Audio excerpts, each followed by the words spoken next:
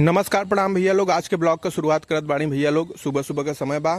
आज हम आप लोगों के पंडाल दिखाई काहे से देखा, आज 7वां दिन है नवरात्रि का और जगह जगह पे पंडाल लग गल बा। देखा है दे माता रानी का प्रतिमा स्थापित हो गई बा। हालांकि चेहरे पर से बहन उत्थु नहीं हटावल गई, जबले प्राण प्रतिष्ठा ना हुई तबले ना हटावल जाला। लेकिन यहाँ पे पंडाल जौन है अब 50% भी बनल नहीं खे, तो पंडाल बहुत तेजी से बनने का कार्यक्रम शुरू हो गई बा। और हमके तो लगा था कि मात्र 1 से 2 दिन में पंडाल बन के तैयार हो जाई। अब देखा है माता जी ही मतलब मनमोहक। हम तो ये कहब कि जब यहाँ आवा ना तो 9 दिन का जो दिन होला ना भैया, मतलब कमाल का होला, मजा आ जाला।